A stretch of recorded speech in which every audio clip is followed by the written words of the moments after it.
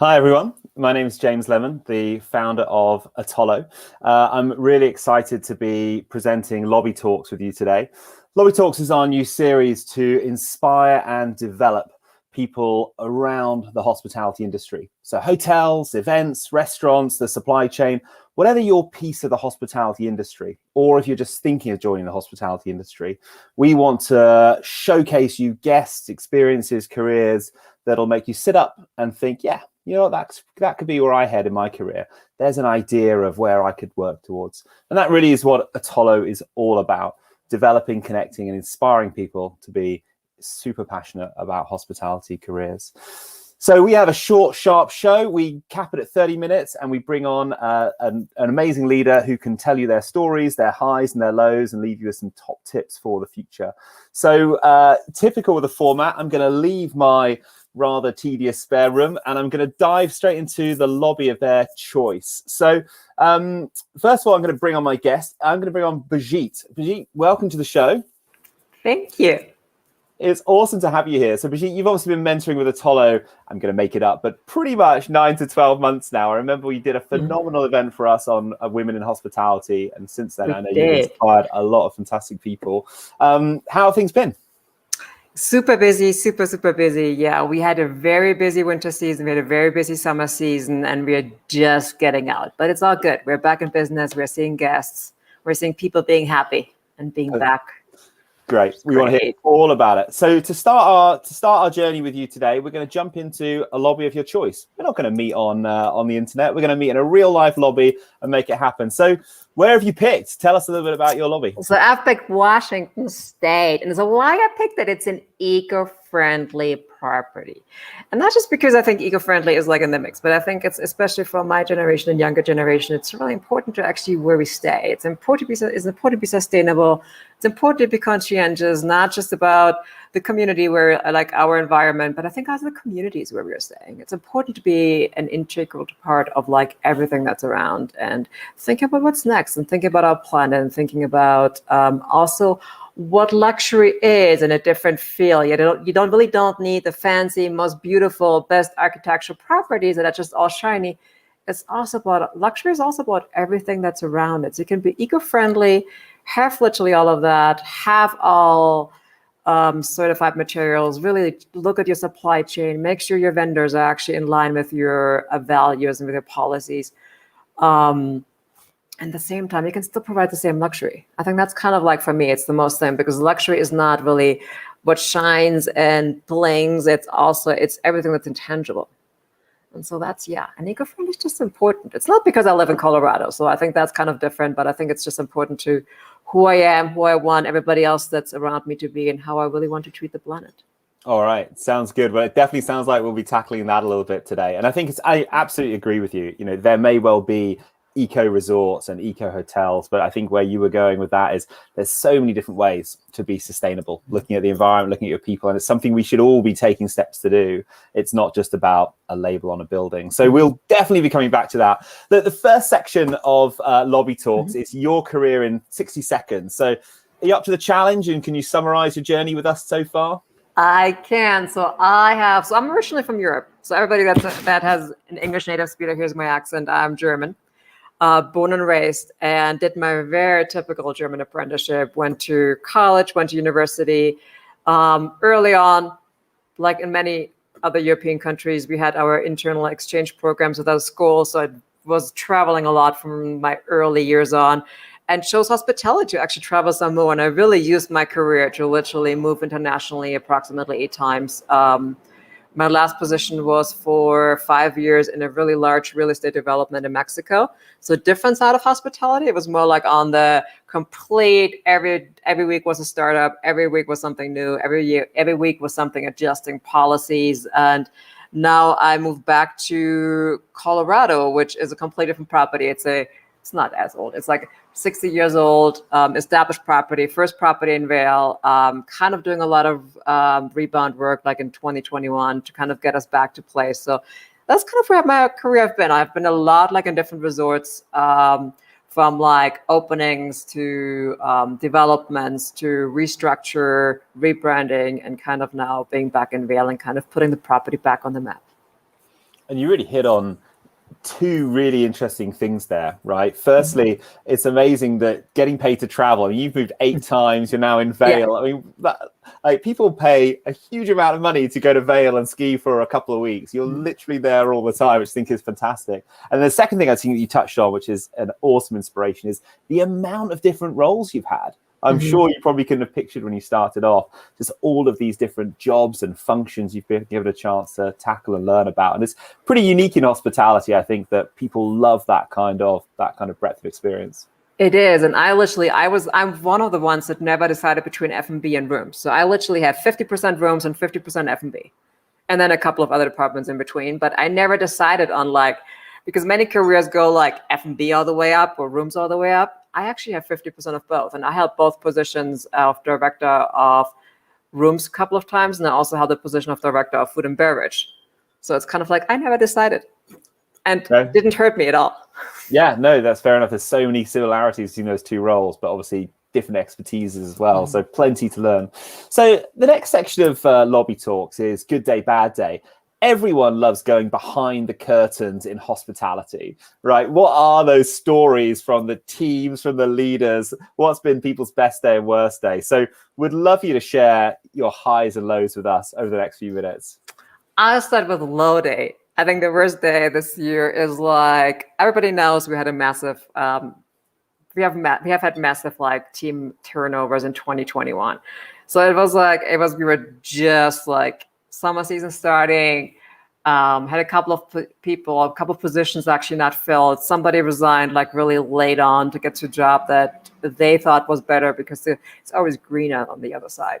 It was one of the days, so we had somebody resign, a key position at the same day. We didn't get a lot of, our international team members had not arrived yet, and we actually got significantly cut. It was we're sold out. Our products didn't come in since supply chain was a little bit interrupted, and we literally kind of didn't get the rooms ready on time. F&B was behind with delivering all amenities to the rooms, to the arrival rooms. It was like a domino effect. It started in the morning, and every department after the other really felt it. And it was kind of really to the point that at the end of the day, we were all sitting and laughing about it. But during the day, it was this super stressful, from not getting the rooms cleaned, having the people wait in the lobby, not having F&B, not being able to deliver all the amenities on time, then everybody waiting, kind of looking at us. It's what's going on? Everybody chipping in. And at the same time, and it's kind of at the same time, at the end of the day, we all got it done. Everybody was fine. And we survived. And we started the next day, obviously, a lot better. We all had drinks out that night together. So it was not as bad, big picture. But that day was really stressful with everything that's kind of come along. And the worst thing is, it's obviously the frontline people that are dealing with the guests. They're really dealing with the guests. We as managers are being called in because guests are really unhappy. Guests want to get to their rooms at their arrival time, and then at the confirmed check-in time, and any holdup really puts more roadblocks in. So the rebound that we had to do the following couple of days was really heavy and really, really, really difficult.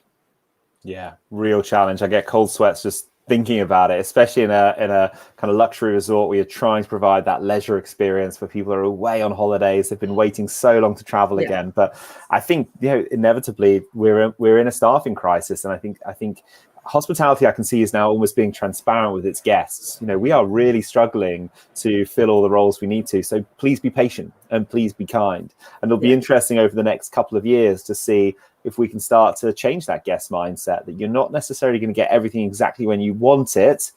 Even at luxury, that may not always be possible. It's about having respect for each other, and you'll have a great time, but please bear with us perhaps. Yeah.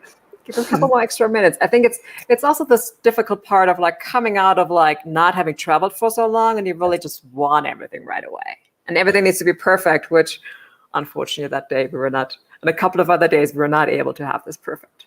I'm sure experience. I'm sure everyone learned a lot from it. So let's switch gears to some better news. Take us through your best career day. The best day is always a day when we celebrate. It's a day and it was actually a day and it was also this year, Yeah, it was one of those guests we really kind of like had a few issues with, and all of them were self-inflicted. But it is the rebound that we could really do as a team. It's like the rebound, like we really kind of screwed up this guest day for whatever internal reason. And then it's like there's making a guest happy with like taking care of the issue, the active listening, really actually, because this giving money away is not always a solution. It's really listening, then making sure we understand why he was so mad at us, and then actually focusing on like how we could rebound and how we could really actually make sure that the guest is taken care of. Really personalize and tailor our solution, which was really not giving money away. It was really just getting a couple of special things that we called a couple of our contacts in town, especially for the kids, asking for some favors to get some activities really scheduled for the kids, to get them like on front line on a special activities, get them on the front line on the lifts, and then also make sure we're really getting their special dinner reservation. We did not lose any money, maybe a little bit, but really not a lot. So it was not like we had to comp like whole nights or like 20% off. It was like, yeah, we had to spend a little bit of money to make it up, but it was really kind of more like calling in favors and actually calling our contacts and our connections. And and so were able to rebound that guest. The guest really loved us, gave us raving reviews, acknowledged us team members that were involved, which always is the frontline people and also the back of house people that really made it all happen. And yeah, I think that's kind of those beautiful stories that we live for, when we can actually rebound a guest and can really say we made this day. And they leave us a great guest comment. They acknowledge our team members. They thank us in the end. And it really just leaves this luscious and good feeling that we did what we are supposed to do, what we really love to do, and what we're actually here to do. Amazing. Amazing. It sounds like you've done a really good job of actually plugging your community, your hotel into the local community. And I'm guessing, busy resort, lots going on, all of the businesses under stress. I'd love to know, how did you go about that? And how did you encourage the team to, I suppose, take that ownership that, hey, it's not going to be about kind of quick refunds. It's about finding out what the guests want. And then let's get some partnerships going in the town to make sure that we can really help them have a great experience. Because I suppose at that point, the partners then got to deliver a great experience as well. A lot of trust involved. Yeah, there is. And I think it's all about the relationships and connection that you work on building for a long time. It's nothing that is kind of coming out like right now. I cannot call like the best restaurant in town and can say, hey, I need a reservation. I really have to actually nurture that relationship for a while to be able to call those favors. And obviously they will call favors too. There's a certain point when they say, hey, I need a special roommate for XYZ guests, or we need this because this guest doesn't want to drive back to the city. It's kind of an ongoing work. And I think it's an ongoing work with everybody. And it's kind of a big training issue of like, not issue, opportunity to kind of like, you really don't have to give money away, because bottom line, that's going to hurt you. And it doesn't really make the guest always happy. Like, it doesn't make a guest happy to comp the room, especially not if you really don't hurt for money. So it's really like about what makes the kids happy. Because usually if you have a family, what does the kids need? Because if the kids are happy, usually the parents are happy. Yeah. As a parent, I can definitely say that's true. So I think you've absolutely nailed the psychology of that, which is great. No, fabulous. I think that's great, especially when margins are so tight. Anything we can do to rally as an industry, I think is phenomenal. Oh, great effort. And so how do you make sure the team does that next time? What is it that you celebrated? What is it you trained? How did you capture that great day to make sure there's a chance it'll happen again? We're talking about it. I mean, that's kind of that's this typical like the training opportunity that we use. We talk about it. We train the team members. I spend a lot of time with the team members in different areas, which this year has been a little bit more tricky because of like what all other duties we kind of took on. But it's really like there's like spending time with them and actually living it and showing them really how it goes. I think that's really kind of like being like a leading example and being involved. I think that's the biggest key, like not sitting in the office all the time, like being out there, being with them. Yeah. Making bets, I'm not that good. So I will be honest. I had to make some bets this year. I'm better in serving tables, but making bets, I'm really slow. So but it's really about connecting with the team members and also making sure they're valued and kind of celebrating those smaller successes. That makes complete sense. That's awesome. Great stuff. So the next section we call Last Day on Earth. And, it could be a dark theme, but we like to think, look, if the world were coming to an end tomorrow, if we could give you access to anything in the world, we'd love to know where you'd go. So maybe let's start with hotel. Where would you spend your last day on Earth? I'm drama free. So I literally would go to the Ice Hotel in Sweden, which has been on my bucket list for a long time.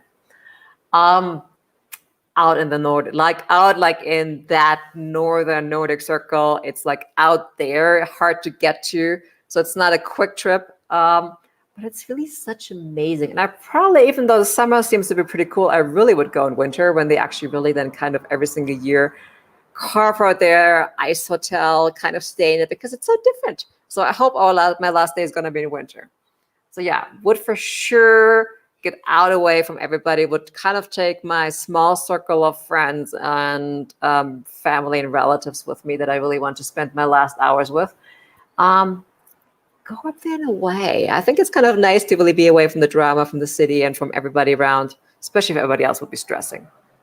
So yeah, ice hotel for sure. No, makes sense. Makes sense. I guess the cocktails are probably pretty good as well, which is great. It's so strange, isn't it? The best hotels always feel like a really long journey. You know, you never find an ice hotel conveniently at an airport. It always has to be an absolute trek. I'd say the same about Vail, right? There's no Vail International. You can't fly there from London. It's like Denver. You fly to Denver and then you travel 2.5 hours. Yeah, exactly. A big trek in the car. No, it's always tucked away, but always makes it more rewarding when you find them, I guess. And how about food? What restaurant would you pick as your last one? You know, I am pretty big on local food, so I literally would that day I probably would really start with like because they have like a restaurant, traditional restaurant, so I really would dive into the local food, fish. They really what they have, and then I would really kind of wander out because that's then really kind of how I would like to spend my last hours. They do like in that particular hotel, they do have like the outdoor offering, which like a 4-course dinner. And I don't know if they do that in winter though, but they just would have to do it for me. Would have that food, would literally have the chef literally pick whatever he comes up with, whatever he wants to do. And then I would watch the Nordic Lights. Literally like nothing else. Drama free, have my perfect nature scenery, have some fantastic cocktails, have his local chef selected. I would not select anything. I really kind of would leave that up to somebody else because I have to make choices all day. So kind of like there's not having choices, but not making a choice is kind of one of my big things. Like having somebody else tell me what I can eat and what I'm going to like. That's going to be my last hours on earth. Love it. I love the idea that you just hand over your menu completely to someone else. So look, I'm not fussy. Just feed me whatever you want. Yeah. And I think it plays into a really big trend, doesn't it? Because my experience of kind of Nordic countries is that foraging and kind of real local sustainability, no food miles is the way that they go. So I remember I've eaten in restaurants and they've literally said it will be what we found today and yesterday, and you just have to go with it a little bit. And so I suppose there's probably a lot we can all learn from those types of places where it's like, actually, we'll take charge of the menu, thanks, but we're going to work really hard to make sure it's all local, it's sustainable, and it's really kind of ethically sourced. And we'll ironically for this section, we'll still be here in 20 years time or 100 years time. I know, but it actually gives me at least a chance to actually fulfill my bucket list and go to that hotel. Yeah, exactly. And then how about events? So again, maybe feel free to stay in Sweden, feel free to take us anywhere in the world. If you could experience one more event in your life, what would be your kind of top of your list? One more event. You know, it's really funny asking that literally after 2021, after we have been locked up. I would really love to celebrate a New Year's Eve celebration in New York City. Kind of really getting there, being in the crowd, kind of experience this vibe of people. Everybody's positive, everybody's cheering. There's not really no drama. Everybody's just waiting. Everybody just wants to have this one experience of having this firework coming off. I know it seems to be so simple. It's like there's like one event, really just this like feeling of being in this middle of this town that never sleeps, of like this big community, of this mass of people. Everybody's just in this waiting spirits, and fairly simple. Yeah. And would you be right down there in the crowd, or would you be in kind of a rooftop bar somewhere, kind of sitting back? You know, actually both probably. I would start on the rooftop bar, but then like right before midnight, I really would be in the crowd. Yeah, nice. Because you've got the Knickerbocker right there on the corner, which looks right out over where the ball drops and all that kind of stuff. There's some. Although I've always been surprised, New York doesn't have a load of rooftop bars. The rooftops traditionally have been, old water towers and air conditioning units. You're just starting to see this trend, aren't you, where hotels are like this is prime estate. We need to knock together some tables and some chairs and get a bar out here. It took a little bit longer. Like, I mean, in like beach hotels or like beach resorts and beach cities, it was pretty common for a while. But yeah, New York took quite a while to catch on. Well, I'm glad they have. I love a rooftop bar. Me Can't too. go wrong. Good stuff. Well, look, I think that would be an absolutely phenomenal way to spend your last 24 hours. You might have a lot of people watching who think that's for them too. So look, I want to kind of get into a section we call the guest book. So, before you leave any hotel, of course, you have to leave your review. You have to leave your suggestions for, the next visitors. And I guess I kind of see Lobby Talks and Atollo a little bit like that too. I'd love to know, what are your words of wisdom to our attendees? What are your bits of advice from all around the industry that you definitely want to pass on before you go? It's simple. It's like stay curious and keep on learning and developing yourself. It's like especially in this industry, like besides obviously I switch between departments all the time. But also it's like there's so many different aspects that it can work in. You can work on a luxury yacht. You can work in a private resort. You can work on the beach, in the mountain, like in the Far East. You can work like in Africa. You can also work like in like just in your local town, and like banquets, private chef services. I think it's really like develop yourself and stay curious and really see what's out there and don't limit yourself too early. I think that was for me always like one thing when people really started kind of like too early to saying, I'm only going to do this. Okay, perfect. I mean, I had my thing too. I always wanted to go into conference sales, which eventually I was happy that I only did that for really a season in a short period of time because I didn't think it was that interesting. But yeah, I think stay curious, keep on developing yourself, and don't decide too early. Keep it all coming up. Yeah, I love that. Love that. Great. Like, I do want to touch a little bit more on sustainability because you mentioned it kind of right at the start of our discussion, and there's so much going on in the world in that space, right? We've got the kind of climate change conference, COP26 coming up here in Europe. We've obviously had the UN report recently. There's obviously, unfortunately, terrible disasters around the world that are weather related. So there's just this backdrop that we all need to make a more conscious effort. For you, what are some of your top tips for hoteliers? What role can you see hospitality playing in making us more sustainable as an industry? I think it starts off with making like this recycling actually part of your hotel and part of who you are. Because if it's not lived like from the top and from every level, from the top down, from the bottom up, from all sides, and I think it really needs to be like a combined message that you're doing that and also encourage all the guests to do it. I think that's part of it. Really also looking for options. Like if we talk about we really kind of want to eliminate plastic, then also really don't give away plastic water bottles if you don't have to. I mean, there's things like what can I do with different materials? What can I do with reusable materials? What is really what it needs? And I think from a hotel perspective, I mean, I'm one of the ones, obviously, being European and being from southern Germany, I still like my water from my Evian, my mountain water, but there's a lot of local sources. Like I have Arrowhead literally just with the valley next to us. So there's a lot of like local sources where you can actually get perfectly high quality water than other people really would fly in for. And I think that's kind of a couple of simple things that you can do is like also looking at what products you're really using to clean rooms. We don't need to use bleach all the time. What kind of products are still sustainable and are not as damaging to the environment? It starts from laundry, because now in 2021, we have a lot of options that you might not have had 5 to 10 years ago. Actually, 10 years ago, I really don't know. But 5 years ago, when we were looking, there was a lot of options that we didn't have right now. And right now, you have a lot of different vendors and selections that are cleaning as well. You can do a lot with water quality, water softeners, and what you can add on to actually make sure that these chemicals actually can work at optimal level. And you don't need a lot of extra water treatment through chemicals. So there's a lot of options you can do. And the other piece is like, look at supply chains. Who are your vendors? Who are you delivering? And what are they standing for? For example, getting a chocolate as an amenity product from a vendor that you know is in contact right with Central and Southern American like cocoa plantations, and kind of really you can actually really see the process, and it doesn't really go through like multi-million-dollar companies. You can really see where it's coming from. I think there's a lot of options we can do, not on everything, because on the size of properties, obviously there's certain things you can only really trust vendors to really like following your supply guidelines. You can follow up on them, but if there's small little things, we can actually really make a difference. And I think these are simple things that all of us can do. Yeah, I think that's great. I think I really love your point around sustainably sourcing, right? It does probably take a little bit more time, but actually your guests probably really appreciate it that you've taken the time to find the best of local, whether it be water or chocolate or something else. And you're really showcasing the destination as well as reducing the impact as well. Yeah. And how about, obviously sustainability covers everything. How about kind of human sustainability? As an industry, we're incredibly keen to get people back to work, to get people excited about hospitality again. You're in a hyper competitive location where you are.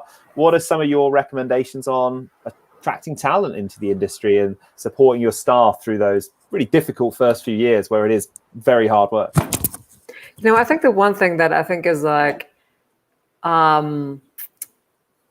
I think a reset for many properties was important, not in the extent we had to do it, obviously, but I think that was a really big, important way for us to look, to see how we look at our team members and how we really look at like, what do really our team members need? It's not really because you have these different journeys. You have the journey of like an employee from like onboarding to like the lifetime of an employee that works with you. You have you have a journey of a guest, and you also have a journey from the experience perspective. And I think there's a big point of like, making the jobs also attractive and talking about them attractive in the end, recognizing people for who they are and what they bring. It's like this big like piece of a puzzle. It's like everybody brings this little thing. Nobody's alike. All together we make this big picture. And it's like, so it's this fine line of like making sure from our side the jobs are attractive. So the work is attractive, and not all works are, but kind of making us attractive, especially on the development path, and giving people the chance to develop and actually see, yeah, you might be starting at a front desk, but this is like the path that you can actually have ahead depending on which direction you want. If you want to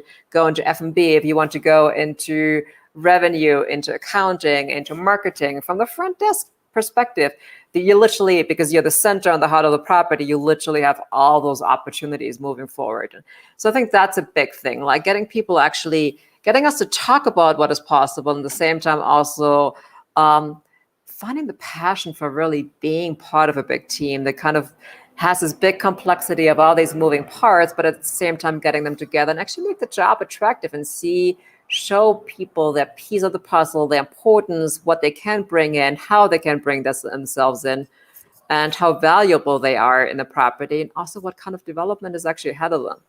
Because I think just because it's like a busy season doesn't really mean there's no time for training and development, especially personalized development that then comes directly then from a manager or from somebody that really has time to spend like half an hour here, an hour there with somebody. So I think this personalized key to each individual that is joining the industry is going to be key for us. Yeah, perfect. And I think even just making people aware that, look, there is a personal journey here. You're looking at a job description, which you say we should be taking time on, but the path you take, even the way you do the job in front of you, it can still be yours, right? And the whole point is we create experiences, which are inevitably, you can't scale it instantly. They're one-to-one. You've got to get that right. And I think that's true of the experience of our teams as well. So beautifully said. Thank you, Birgit. That's great. Look, unfortunately, we are coming to the end of our time together, which I haven't been to Vail for, well, ever. So I'm absolutely sad that I can't be there anymore. But you can see a little bit behind me. I can see you have a beautiful landscape behind you. It's fantastic. Yeah. Look, so all that remains me to say is, absolutely big thanks to you, Birgit. I'm conscious you have a massive hotel to run and a busy season ending and another one starting in that kind of location. But to share your experience with us and to share experience with Atollo as a mentor, we always appreciate. So if you've enjoyed watching this today, then do feel free to join our community at myatollo.com. Drop Birgit or other general managers or any of our mentors from around the industry a short note.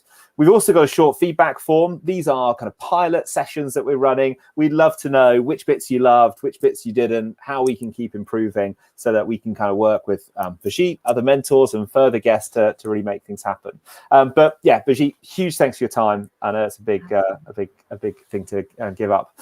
Really excited to have Melinda with us next week or a couple of weeks time on Friday the 17th. So get yourself booked into that on Atollo or on LinkedIn. Melinda's been mentoring with us for a few months. She's from Accor. She's led teams at TripAdvisor. She now runs her own coaching business and is so phenomenally well equipped to talk to us about personal development, career development, and life in hospitality and the travel industry. So really looking forward to that one.